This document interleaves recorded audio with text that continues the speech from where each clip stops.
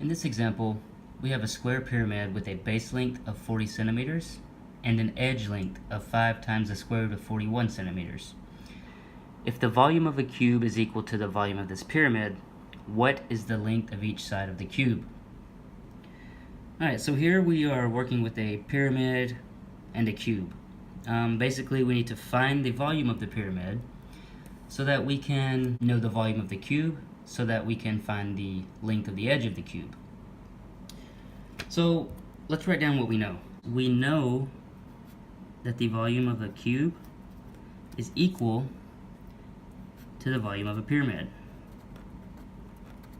Okay? Now, the volume of a cube to find, we know, is side cubed. And we know the volume of a pyramid is 1 over 3 times base area times height. From what we know, we can easily go ahead and find the base area of our pyramid. We know our base is a square because it says right here, with a length of 40 centimeters. Well, the area of a square is simple. It's just side squared.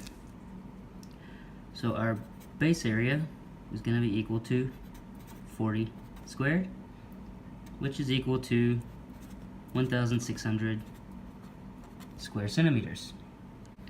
Now we need to work on finding the rest of the information for our pyramid. So first thing we want to do, let's find the slant height of my pyramid. So let's go down here and draw this out.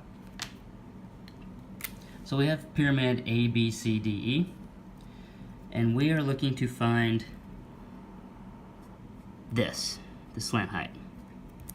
And let's label this G. So to find the slant height, it's going to be easier if we start off by drawing a picture of our face. So this is the face, A, C, D. And we are looking to find this, which is point G. We know this is a right triangle, so we can use Pythagorean theorem. So based on our info, we know the edge of our pyramid is 5 square root 41, and we know our base is 40, but we only need half of it. So we're going to use half of 40, which is 20. And we know the Pythagorean theorem to find a side, not a hypotenuse, is going to be the hypotenuse squared, so 5 square root of 41 squared minus side squared is equal to b squared. Well, if we square this out, 5 squared is 25. The square root of 41 squared is 41. Minus 20 squared equals b squared. Let's see, 25 times 41, 1025, minus 400 equals b squared. Work this out. 625 equals b squared. So b is going to equal 25. So my slant height is 25 centimeters. Now from this, we can use our slant height, which is here. So now we want to find this triangle here, AFG. And we want to find AF. So let's go down and then let's draw this triangle out. So this triangle here, this is my apex, A, this is the bottom, F, and this is G. Well, we know my hypotenuse is 25, and we know my base is the same as here, 20. So again, we're going to use the same Pythagorean theorem. The hypotenuse minus the side squared equals the other side.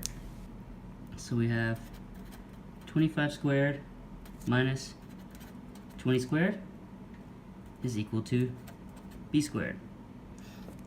So this comes out to 625 minus 400 equals b squared. 225 equals b squared. So b is equal to 15. So this is the height of my pyramid. So height equals 15 centimeters. Now we know our height now is 15, and we know our base area is 1600. So now we can find the volume of the pyramid. So to do this, we're just going to fill in the formula. So we have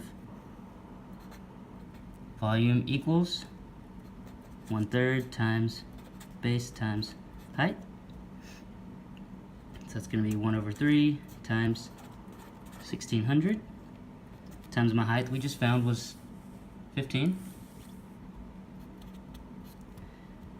We can cut these to be 5 times 1600, and that comes out to 8,000 centimeters cubed. Alright, now the ultimate question is, what is the length of the side of each cube with the same volume? So for that, since we know these are equal, volume of cube equals volume of pyramid, we can say s cubed is equal to the 8,000. So if we take the cubed root of both of these,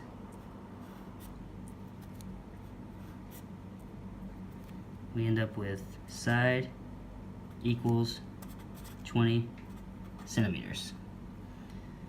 And this is the answer that they're looking for. So 20 centimeters is the length of each side of the cube.